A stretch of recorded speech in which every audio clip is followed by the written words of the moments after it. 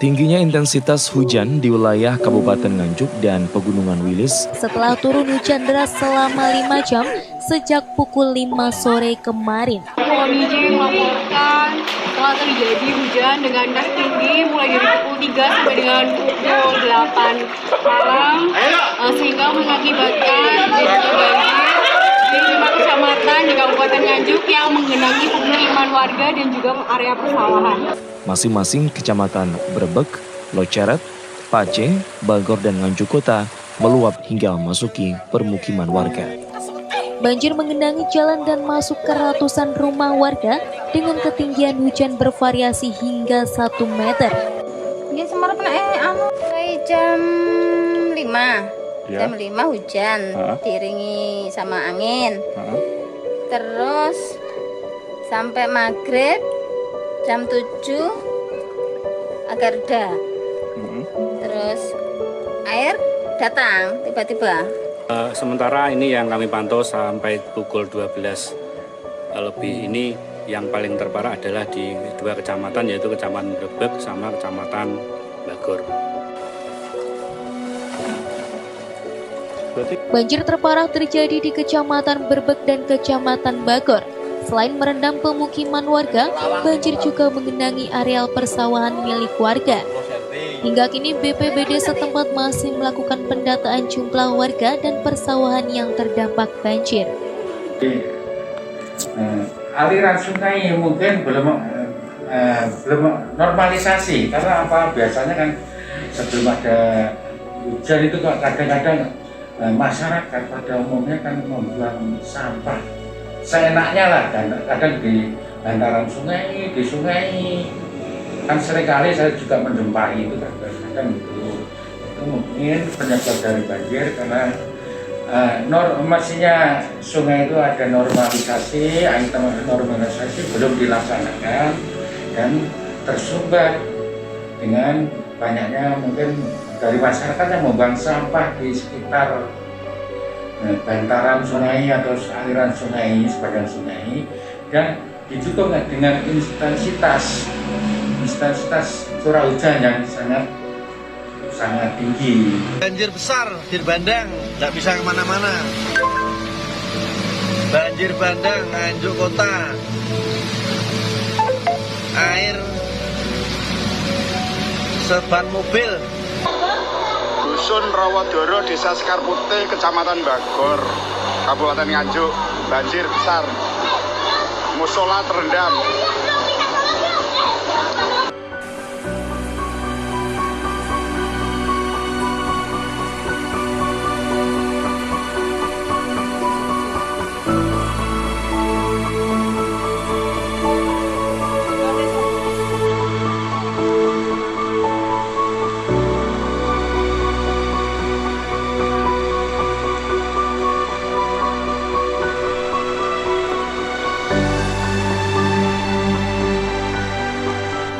Niku bendungan pundi? Bendungan iki sor kene iki.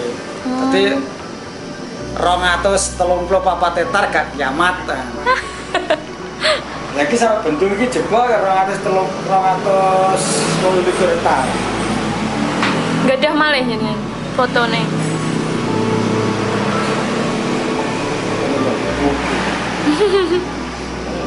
Anu mulai kepuken.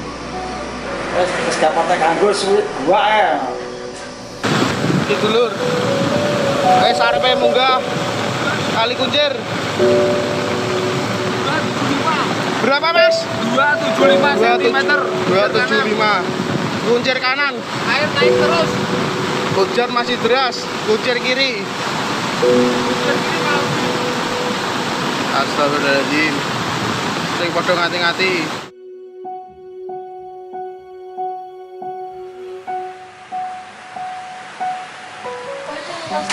Ya, untuk banjir tahun 2001 itu kejadian yang sangat luar biasa. Sangat luar biasanya. Jadi belum pernah terjadi sebelumnya banjir sampai ke kota itu terendam semua. Maka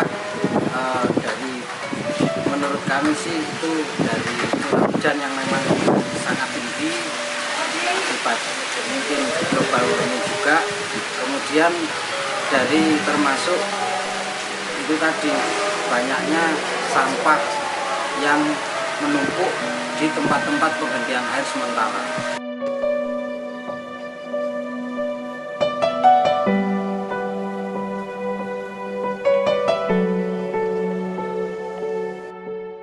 Membenarkan bahwasanya kejadian kemarin itu ternyata memang Mbah Sana nggih ibaratnya turun teng mriki. Salah satunya beliaunya pulang. Oh. Tidak membenarkan keyakinan dari kami seperti itu. Nggih. Berarti belum itu ada firasat atau enggak jenengan di tanda-tanda itu tidak pernah. Jadi ketika beliaunya pulang, sebelumnya orang sini pernah mimpi apa tidak. Bahkan jenenganmu sing ibaratnya sakit komunikasi niku nggih mboten dapat napa-napa tanda-tandane ngoten. Lah niku karena orang seperti beliaunya itu kan sebenarnya sudah dekat dengan sana, gak mungkin akan memberi tanda-tanda. Kalau memberi tanda-tanda ini akan sumber akar mulai, itu kan berarti itu salah satunya manusia. Kedua, yang memberi tanda-tanda seperti itu mesti barang halus yang jahat. Oh, anjing.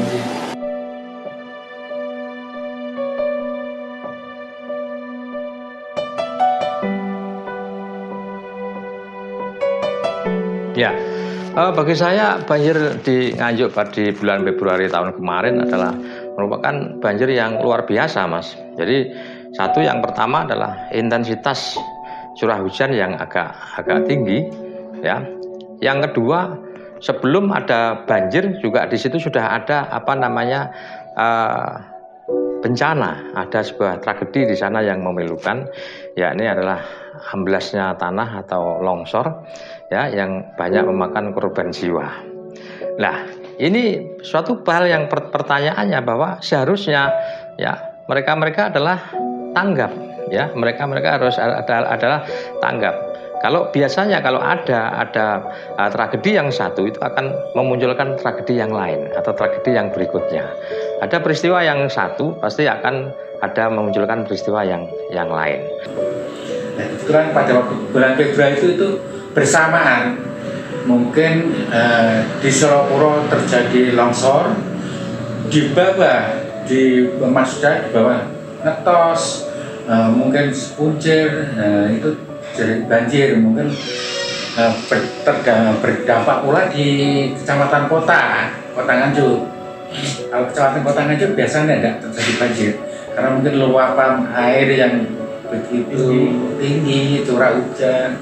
Akhirnya kecamatan kota itu terdampak mulai dari Cangkringan sudah lama tidak pernah banjir, termasuk Bogo, Kauman, Gandung, Payaman itu juga terdampak. Tuh.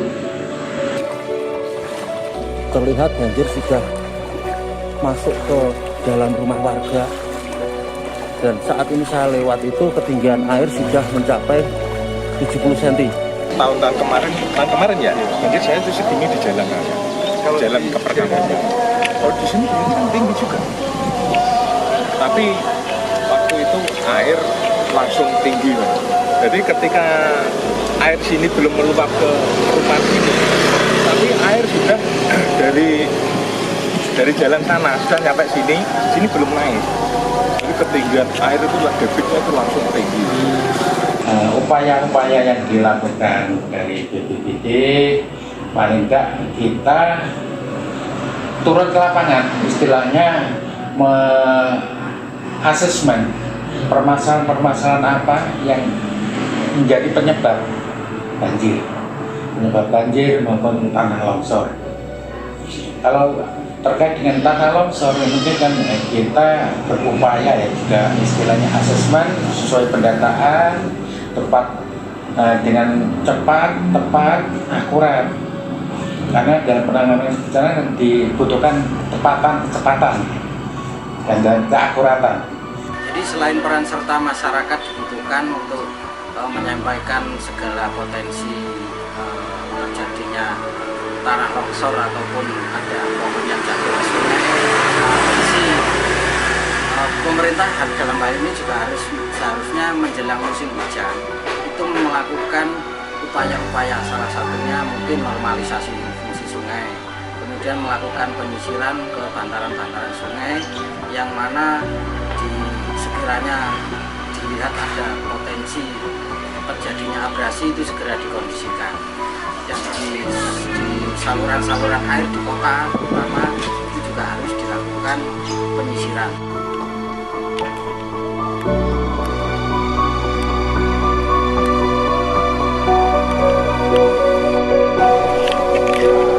Beliau itu anak yang baik, anak yang baik sebenarnya. Tapi kalau dalam ceritanya orang-orang itu kayaknya dia itu wajahnya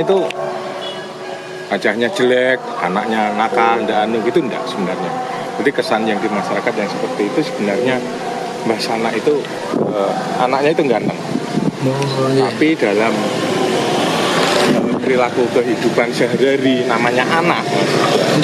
Anak zaman dulu itu kalau ada orang punya hajatan itu biasanya lah istilah wong biyen niku enjeng. Jadi ngrusuh-ngrusuh njaluk pawon, njaluk maem zaman dulu. Terus dari sejarahnya beliau itu sebenarnya anak yang linuwih. Linuwihnya beliau sama Tuhan, sama Gusti Allah diberi kelebihan khusus tanpa belajar. Beliau itu sudah bisa. Contohnya gini, ketika waktu itu Pak Lurah zaman dahulu, Pak pertama, waktu itu bertindak anarkis sampai tangannya dipotong, tapi kembali lagi, lehernya dipotong kembali lagi. Kita lihat bahwa Nganjuk itu sebenarnya dikelilingi oleh gunung-gunung, ya. Kalau kita lihat di sebelah utara ada Gunung Sumbing, di sebelah selatan ada Gunung Gunung Wilis, ya.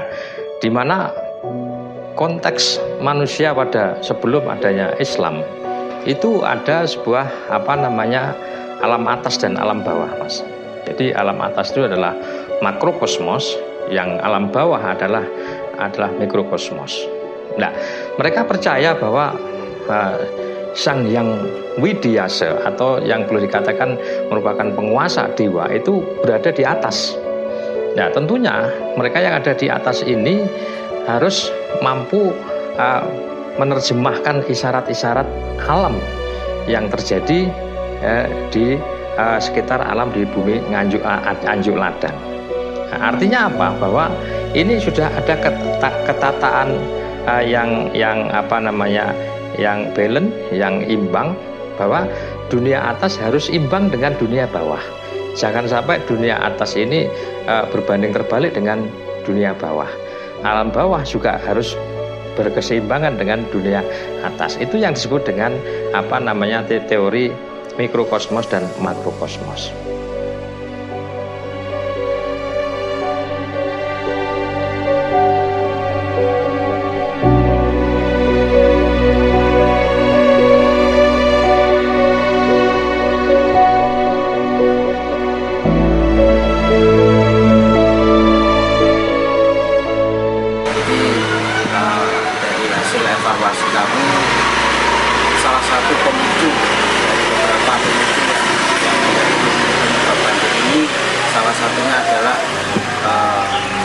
Yang di daerah Liman yang sudah berkurang serapannya.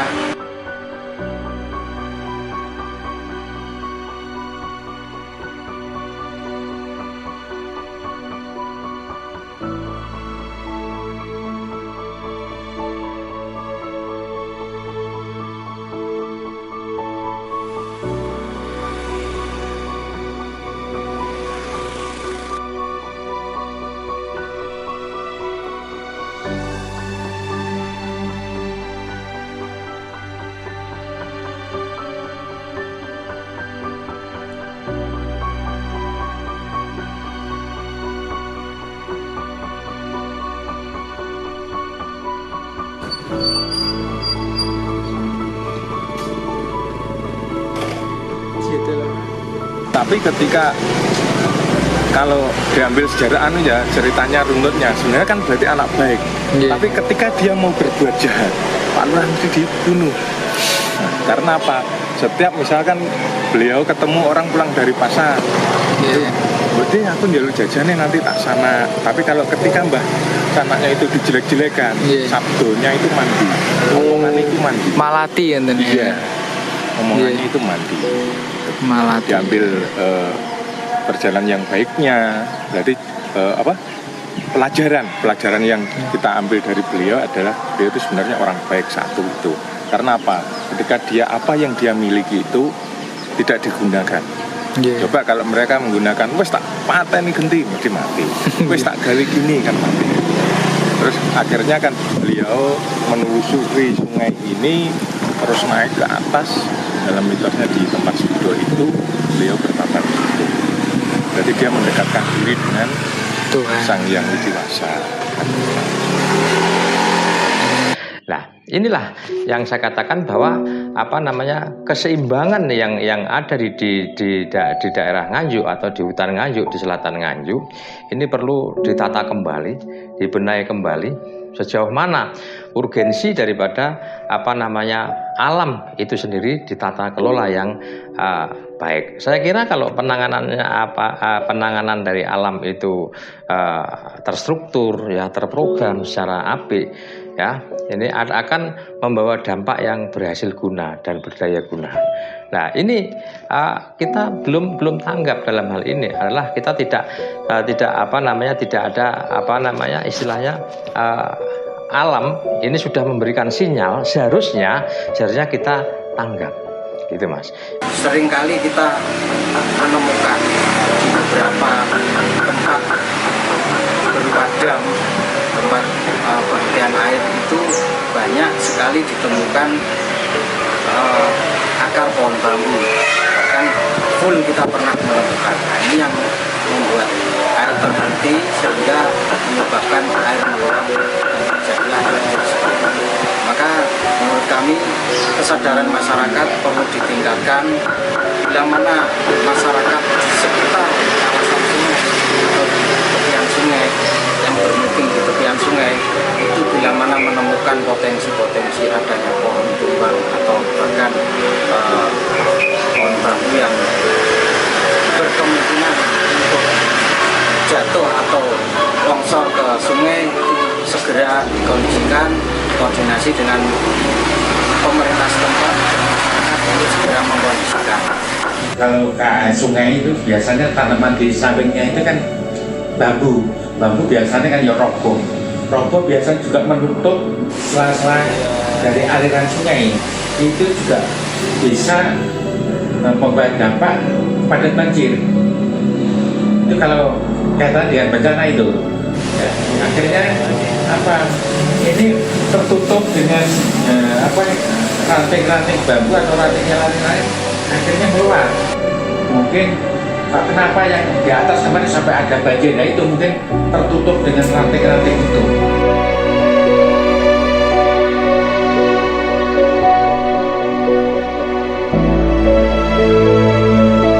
Kalau dalam masyarakat mitosnya beliau kalau turun pasti bersamaan dengan banjir. Bencana dan lagi. Bukan khusus bencana. Khusus iya. Banjir, Pak. Beliau kalau pulang pasti bersamaan dengan banjir dan wujudnya beliau itu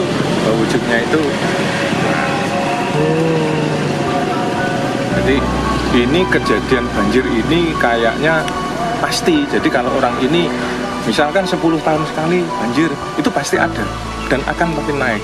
Dari zaman dahulu pasti naik. Tidak banjir di sini tuh tiap tahun banjir itu enggak. Betul ya. Iya. Enten siklus kan. Iya, ada siklusnya. Berarti kadang dongone kerengene tok lek banjir. Muga-muga Mbah Sanak gak mulai, tapi beliaunya tetap ingin pulang sambang delok putune nang sini kan seperti. Mungkin dari Dinas Pengairan kan juga sudah antisipasi itu. Karena apa? Bencana kan enggak yang menangani lebih biasa, mungkin yang lain lewat leading sektornya masing-masing. Mungkin dari Dinas Pengairan bisa memberikan solusi terkait dengan harus ditata maksudnya penataan plengsengan itu kalau perlu ada brojong gitu. Nah, ini yang perlu kita cermati. Kalau misalnya di timur Nganjuk itu ekonominya itu bisa melonjak, bisa grafiknya bisa naik. Mengapa di daerah Nganjuk yang bagian barat ini cenderung stagnan, cenderung tetap, kan begitu? Maka harus ada sebuah tata kelola air atau irigasi yang planningnya luar biasa, yang akhirnya bermanfaat bagi tata kelola yang ada di sekitar yang mendiami, yang ada di sekitar sungai-sungai yang ada di sungai kuncir kanan, kuncir kiri dan lain sebagainya. Ini buat saya bahwa ini kita akan PR tersendiri bagi kita, bahwa banjir itu kita tidak hanya melihat pada dampak negatifnya, tetapi banjir itu bisa kita lihat dampak positifnya. Jadi kita melihat tata kelola rencana irigasi yang baik, ya, yang sesuai dengan karakteristik daripada masyarakat Nganjuk tentunya, dan nanti akan berguna bagi, atau dampaknya berguna bagi yang mendiami sekitar sungai-sungai yang dialiri di sekitar sungai yang ada di Nganjuk.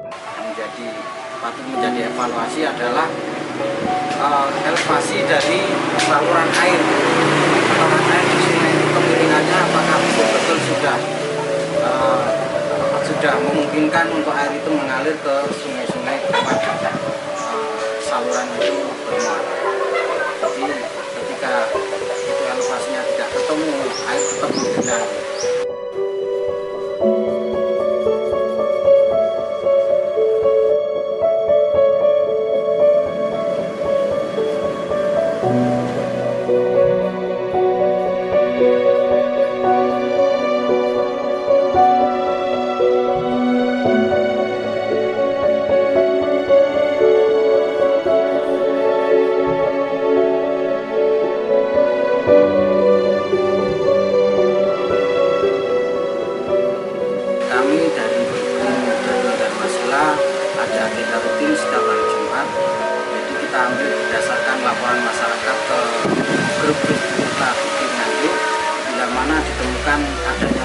Sampah liar baik itu di bantaran sungai maupun di tanah-tanah kosong, maka kita akan segera berkoordinasi dengan pihak terkait dalam hal ini DLH. Kemudian kita juga koordinasi dengan pemangku wilayah dalam hal ini Forkopimjam maupun pemerintah desa, untuk kita bersama-sama segera mengkondisikan sampah liar tersebut.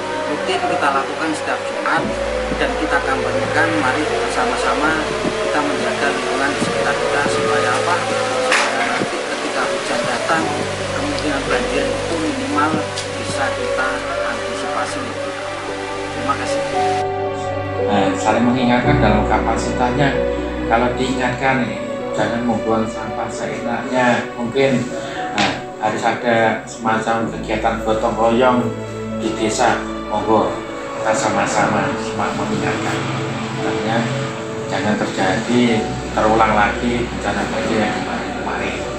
Jadi adanya suatu kerjasama, adanya toleransi dan kearifan lokal, kita ajak dalam penanggulangan bencana istilahnya milik kita harus kita atasi juga bersama.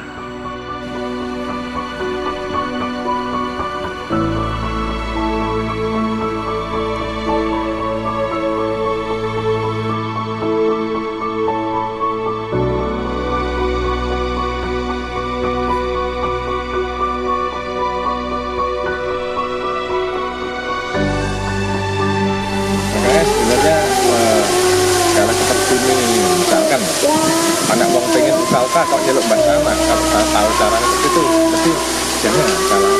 Misalkan kalau mau membuat film tentang mbah sana, sarankan jangan. Kalau terjadi apa-apa, pasti, bukan kalau, pasti terjadi. Soalnya sekitar 10 tahun yang lalu desa Sendangmen ikut karnaval di kecamatan. Oh iya. Ono bocah kene dipacai, diterusin mbah sanak ditaleni Mas. Wah, jadi sanak pogalan diikat. Habis itu hilang 1 minggu. Yeah. Berarti kita itu harus sabar, Mas, dan gak oleh bales. Itulah kenapa dia akhirnya menyatukan dengan alam, dengan yang sang yang widiwasa. Kalau zaman sekarang kan kita sudah dianut oleh anunya yang dibawa ilmu dari Kanjeng Nabi Muhammad. Tapi waktu itu karena belum ada ajaran Islam, dia menyatu dengan sang yang widiwasa melalui alam di Sedodo sana.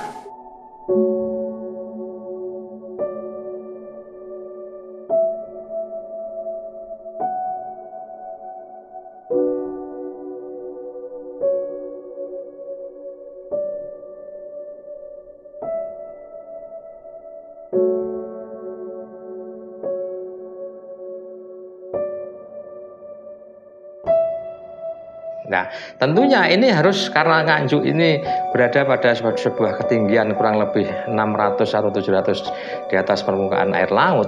Nah, tentunya kalau di sebelah utara ada bendungan Semantok, ya, tentunya di sebelah selatan pun juga harus ada bendungan juga kan, harusnya kan ada keseimbangan juga. Nah, ini kapan direalisasinya? Ini wacananya ada di di daerah Klodan. Nah, Kecamatan Sawan. Nah, ini kalau terrealisasi, mudah-mudahan itu bisa terwujud dan terrealisasi. Ini insya Allah ya, Nganjuk di tahun-tahun yang akan datang sudah lepas dari bahaya atau momok daripada banjir itu sendiri. Inilah yang